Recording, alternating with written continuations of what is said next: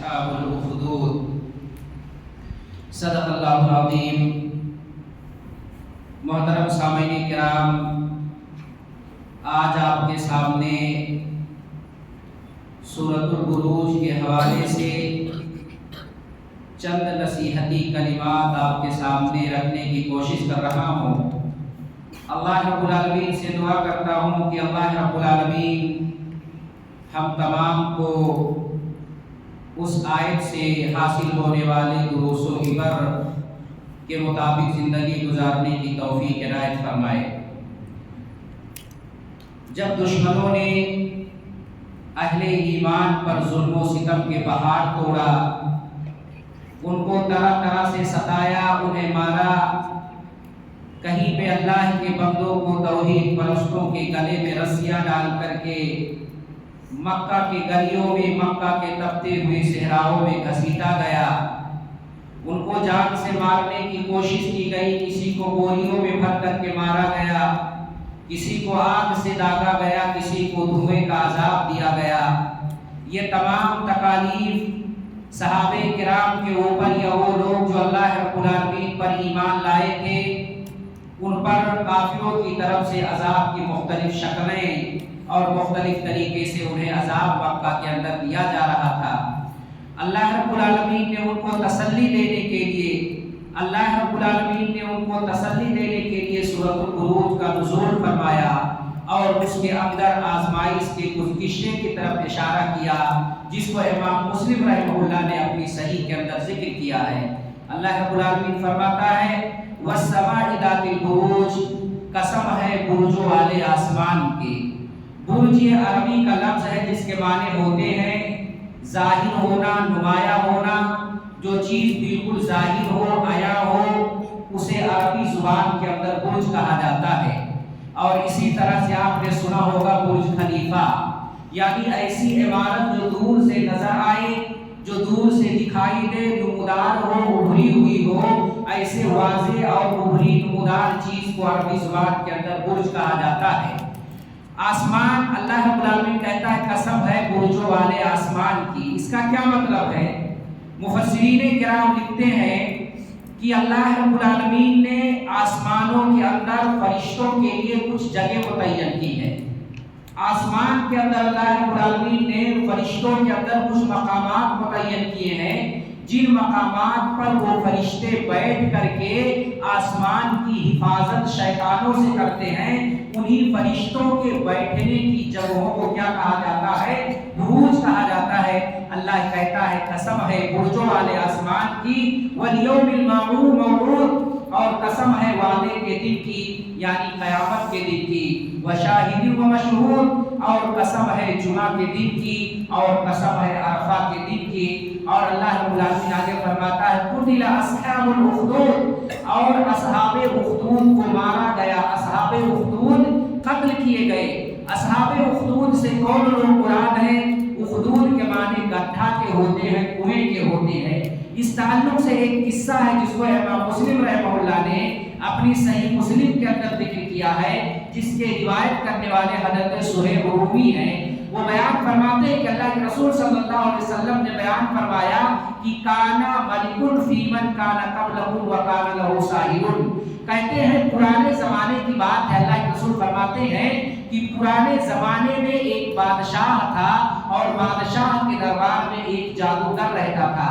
فلما کبر الساحر، جب جادوگر بوڑھا ہو گیا تو اس نے بادشاہ سے کہا مجھے ایک نوجوان لڑکا لا کر کے دے دو، جس نوجوان لڑکے کو میں اپنا علم ٹرانسفر کر دوں، اپنا علم منتقل کر دوں، اس کو علم سکھا دوں۔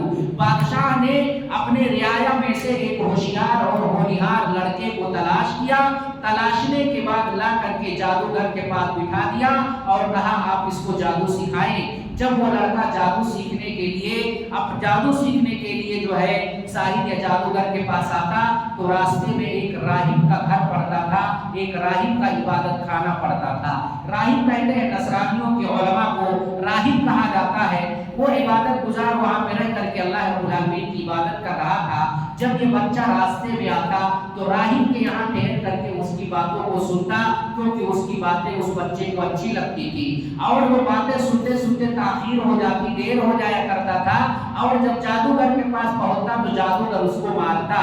ये शिकायत जो है राहिब से उस बच्चे ने किया कि मैं यहाँ बैठ के बातें सुनता हूँ, लेट हो जाता हूँ, जब वहाँ पहुँचता हूँ तो जादूगर मुझे मारता है, ऐसी सूरत में मैं क्या करूँ? घर पे देर से जाता हूँ तो घर पे मार पड़ती है कि इतना लेट करके क्यों आया, मैं बहुत परेशान हूँ, कोई हल कोई रास्ता निकालो। उस राहिब ने कहा एक काम करो, जब तुम जादूगर के पास पहुँचो, देर से पहुँचो और देर की वजह पूछे तो तुम कह देना मुझे घर वालों ने रोक लिया था। और इसी तरह से जब तुम राहिब के पास, जब तुम जादूगर के पास से मेरे पास और मेरे पास से जब घर जाओ और वहां अगर घर वाले पूछे तो कह देना मैं जादूगर ने मुझे रोक लिया था, इस वजह से देर हो गया। इससे इशारा मिलता है कि औला चीज को पाने के लिए, अहवल चीज को पाने के लिए या तौहीद के मुकाबले में जब शिर्क हो और मामला ऐसा हो कि हम एक ऐसी मस्जिद, ऐसी जगह जाते हो जहाँ पे सिर्फ तौहीद की बातें होती हो और अल्लाह के और उसके रसूल की बातें हो, और दूसरी मस्जिद में अल्लाह उसके रसूल की बातें ना हो, और घर वाले हमें उस मस्जिद के अंदर भेज रहे हो और हम उनको झूठ बोल करके इस मस्जिद में आकर के अगर अल्लाह की बातें, तौहीद की बातें हमें सीखने को मिल जाती है तो ऐसी कंडीशन में झूठ बोलने की शरीयत ने इजाजत दी है। शरीयत ने झूठ की इजाजत दी है। वो मामला इस तरह से चलता रहा। एक दिन जो है उस लड़के को, जब लड़का जब अपने घर से आ रहा था तो रास्ते में एक जानवर ने लोगों का रास्ता रोक रखा था। न उधर वाले इधर आ पा रहे थे, न इधर वाले उधर जा पा रहे थे, लोग परेशान थे। तो उस लड़के ने कहा कि आज बेहतरीन वक्त है, आज मैं आजमाऊंगा कि ये जो है राहिब की बात सही है या जादूगर का रास्ता सही है। वो इतने में एक पत्थर लेता है और अल्लाह से दुआ करता है कि अगर ये जादूगर ठीक है या ये राहिब है, अगर ये राहिब ठीक है, इसकी बातें दुरुस्त है, तो इस पत्थर से जो है इसके जानवर हिलाक हो जाए, बर्बाद हो जाए। उसने ये कहा, राहिब का नाम लिया और कहा राहिब का मामला अगर दुरुस्त है तो इस पत्थर से जानवर हिलाक हो जाए। बहरहाल वो पत्थर मारता है, जानवर हिलाक हो जाता है, उसे यकीन हो जाता है कि राहिब का रास्ता ठीक है। अब वो जो है राहिब के पास ज्यादा वक्त तक रुक करके दीन की बातें सीखता, तौहीद की बातें सीखता। धीरे धीरे ये बात फैलती गई और कहा कि एक लड़का है, वो तो बीमारों को शिफा देता है, मादकजात अंधों को बीना बना देता है, नाबीना को बीनाई अता करता है, कोढ़ की बीमारी को दूर कर देता है, बेशुमार बीमारियों का वह इलाज करता है। धीरे धीरे ये बात बादशाह तक पहुंच गई। बादशाह का एक मंत्री था, बादशाह का एक वजीर था जो पैदाइशी अंधा था। जब उसे ये खबर मिली तो वो चुपके चुपके जो है हदिया और गिफ्ट लेकर के जो है लड़के के पास पहुंचा और उसने कहा कि अगर तुम मेरी बीनाई वापस लौटा दो, मुझे नाबीना से बीना बना दो, तो मैं तुम्हें बहुत सारा हदिया, बहुत सारा पैसा रुपया दूंगा। उस लड़के ने कहा मैं शिफा नहीं देता हूँ, मैं बीमारी से शिफा नहीं देता हूँ, मैं अंधापन दूर नहीं करता हूँ, ये सारी चीजें करने वाला अल्लाह रब्बुल आलमीन है। अगर तुम ईमान ले आते हो तो मैं अल्लाह से दुआ करूंगा, अल्लाह रब्बुल आलमीन तुम्हें बीनाई अता कर देगा। वो मंत्री ईमान लाता है, वजीर ईमान ले आता है और बच्चा दुआ करता है, अल्लाह उसकी बीनाई को क्या कर देता है, लौटा देता है। अब ये जो है अपनी बीनाई को लेकर के देखते हुए बादशाह के पास पहुंचा और बहुत जो है आनुबान शान और शौकत के साथ बादशाह के बगल में बैठ करके बातें करने लगा। बादशाह कहता है तुम्हारे आँख की बीनाई कैसे आ गई, तुम्हारे आँख में रोशनी कैसे आई? तो उसने क्या कहा? उसने कहा कि ये बीनाई मुझे अल्लाह रब्बुल आलमीन ने अता की है। तो कहता है अल्लाह का रब्बुल गैरी, क्या मेरे अलावा भी तेरा कोई रब है? कहा हाँ, जो मेरा भी रब है, तुम्हारा रब है, उसी अल्लाह रब्बुल आलमीन ने हमारी बीनाई लौटाई है, आँख में रोशनी अता की है। इतना सुनना था कि बादशाह को सजा देने लगा, मारने लगा, इतना मारा, इतना मारा, इतना मारा कि उसने जो है बच्चे का रास्ता बता दिया, बच्चे का पता बता दिया। और बादशाह बच्चे को पकड़वाता है, बच्चे को सजा देता है। यहाँ तक कि बच्चे ने राहिब का भी रास्ता बता दिया। अब तीनों जो बादशाह के निगाह में मुजरिम ठहरे थे, तीनों को उसने अपने दरबार में बुलाया और तीनों को सजा देने लगा। सबसे पहले राहिब से कहता है कि तू अपने दीन से फिर जा वरना मैं तेरी जान ले लूंगा। राहिब कहता है मैं अपने दीन से नहीं फिरता। इतना कहना था कि बादशाह ने आरा मंगवाया, जिस आरे से पेड़ को काटा जाता है वो आरा मंगवाया गया और आरा जो है राहिब के बीचों बीच सर पे रखा गया और राहिब के बदन के दो हिस्से कर दिए। एक हिस्सा एक तरफ गिरता है, दूसरा हिस्सा दूसरे तरफ गिर जाता है और वहीं पे वो जो उसको शहादत मिल जाती है। उसके बाद उसके अपने मंत्री अपने वजीर को बुलाता है, कहता तू अपने दीन से फिर जा वरना तुझको भी वैसे ही सजा दूंगा जैसे इस बच्चे के उस्ताद को मैंने सजा दी है। वो कहता है मेरा ईमान पुख्ता, उसका ईमान और अकीदा पुख्ता था। हमारे और आपके तरह बिल्कुल यकीन नहीं कि आज जो है आज हवा चली तो हम इस मस्जिद में आए, कल की और हवा चली तो हम गैरों के मस्जिदों में चले जाएं, जहां न दीन का पता है न इस्लाम का पता है, जहां पे नबी की सुन्नतों का गला घूटा जा रहा हो, जहां नबी के तरीके का गला घूटा जा रहा हो। हमें मौका मिलता है तो हम उनके यहाँ भी भाग करके चले जाते हैं। वो ऐसे नहीं थे हमारे और आपकी तरह, वो मजबूत थे, उनका इस ईमान मुस्तहकम था। ज़लज़ले आए, आंधियां आए, तूफान आए बातिल के, वो टलते नहीं थे। उसने कहा मुझे जो मेरे साथ करना है कर ले, मैं अपने ईमान से नहीं फिरता। तू मेरे बदन के दो टुकड़े करना चाहता तो हिस्सों में चीर देना चाहता चीर दे, मैं अपने दीन से नहीं फिरता। वो आरी मंगाता है और आरी उसके बीचों बीच सर पे रख करके तो उसके बदन के दो हिस्से कर देता है, दोनों हिस्से लुढ़क करके जमीन पर गिर जाते हैं। अब बच्चे को डराता है, मासूम बच्चा है, बच्चे को डराता है कि तू दीन से फिर जा वरना तेरे साथ भी वही मामला करूंगा जो तेरे उस्ताद के साथ मैंने किया है। बच्चे ने कहा कि जो भी मामला है कर डाल, मैं ईमान से फिरने वाला नहीं हूँ। उसने अपने आदमियों को, कारीगरों को बुलाया और कहा इस बच्चे को ले जाओ और पहाड़ की चोटी पर ले जाओ। अगर वो अपने दीन से फिर जाता है तो ठीक है, वरना पहाड़ की चोटियों से इसे नीचे धक्का दे देना और तुम वापस चले आना। जब पहाड़ पे लेकर के इसके बादशाह के कारीगर पहुंचते हैं तो बच्चा पहाड़ की चोटी से दुआ करता है, ऐ अल्लाह तू मेरी इनसे मदद फरमा, ऐ अल्लाह तू मेरी इनसे मदद फरमा। इतना अल्लाह से दुआ करना था कि वो जो है पहाड़ हिलने लगा, पहाड़ पर लरज़ा तारी हो गया और पहाड़ हिला।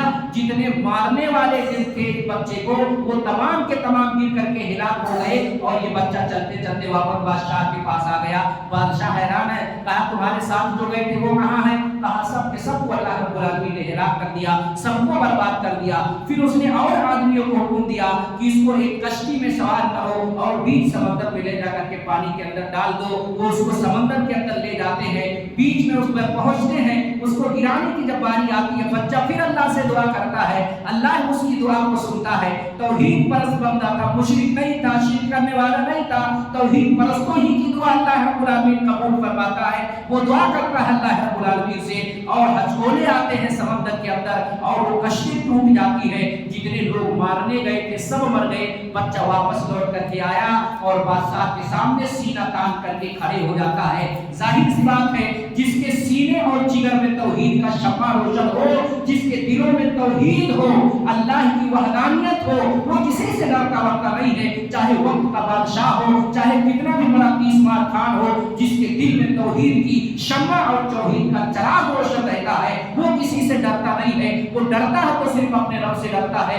अपने अल्लाह से डरता है। वो लड़का तौहीद परस्त था, अल्लाह रब्बुल आलमीन से डरने वाला था। बादशाह के सामने खड़े होकर के आके कहता है, बादशाह तू लाख तदाबीर कर ले, लाख रास्ते अपना ले, तू मुझे मार नहीं सकता। मैं तुझे बताता हूँ, तू अगर मुझे मारना चाहता है ना तो एक तरीका है, उस तरीके पे अगर तू अमल कर ले तो मुझे मार देगा, मेरी रूह निकल सकती है। कहा वो क्या है? कहा एक काम कर, सारे लोगों को जमा करो, सारे लोगों को जमा करने के बाद एक खजूर के दरख्त पे मुझे बांध देना, मेरा हाथ पैर जो है बांध देना और उसके बाद बिस्मिल्लाहि रब्बिल गुलाम कह के तुम जो है अल्लाह के नाम बिस्मिल्लाहि रब्बिल गुलाम कह के जो है कि गुलाम के रब की शुरुआत से यानी रब को ये कहो बिस्मिल्लाहि अल्लाह के नाम से जो गुलाम का रब है, अल्लाह के नाम के जरिए शुरू करता हो, जो बच्चे का रब है, ये कह के अगर तुम मुझे मारोगे, रब का अल्लाह का नाम लेकर के मारोगे तो मैं मरूंगा, वरना मैं नहीं मरूंगा। फिर उसके बाद जो वो तीर निकालता है बादशाह, और तीर से ये जुमला पढ़ के बिस्मिल्लाह रब्बिल गुलाम कह करके बच्चे के कनपटी पे मारता है, और तीर जो है कनपटी पे लगती है और बच्चा अपनी कनपटी पे हाथ रख के अपने सिर को झुका लेता है। ये माजरा वहां के लोग देख रहे थे। जब ये देखना था, लोग ये देख करके सारे के सारे लोग मजमे के अंदर जितने लोग थे सब के सब जो है बच्चे के रब पर, बच्चे के अल्लाह पर ईमान ले आए और कहा आमन्ना बिरब्बिल गुलाम, आमन्ना बिरब्बिल गुलाम। पूरे मजमे से आमन्ना बिरब्बिल गुलाम के तराना की आवाज आने लगी। सारे लोग जो है आमन्ना बिरब्बिल गुलाम, रब्बिल गुलाम कहने लगे। बादशाह हैरान और परेशान हो गया और सारे लोगों को धमकी दिया, कहा कि अगर तुम अपने ईमान से नहीं फिरोगे तो तमाम के तमाम लोगों को मैं सजा दूंगा। उसने गड्ढा खोदने का हुक्म दिया और एक लंबा चौड़ा गड्ढा खोदा गया और कहा जो अपने ईमान से फिर जाता है उसको इस गड्ढे के अंदर नहीं डालूंगा, वरना सब के सब को इस गड्ढे के अंदर डाल दूंगा। लेकिन वो मजबूत ईमान वाले थे, ईमान उनके दिलों में बैठ गया था। उन्होंने कहा बादशाह तुझे जो करना है कर ले, हम अब ईमान लाए हैं, अब यहाँ से फिरने वाले नहीं है, अब यहाँ से हटने वाले नहीं है। आग रोशन किया जाता है, आग जब दहकने लगती है तो एक एक को पकड़ करके आग के अंदर झोंक दिया जाता है और इसी तरह से वो बैठ करके बादशाह उसके कारिंदे बैठ करके मोमिनों का तमाशा देख रहे थे। वो आग में जल रहे हैं, ये लोग बैठ करके जो है वो ये लोग बैठ करके तमाशा देख रहे थे। जैसा कि सूरह बुरूज में अल्लाह रब्बुल आलमीन ने कहा कि ये खंदक के करीब बैठ करके मोमिनों के जलने का तमाशा देख रहे थे। फिर अल्लाह रब्बुल आलमीन के पर जो ईमान लाए थे सबको पकड़ करके गड्ढे के अंदर डाल दिया गया।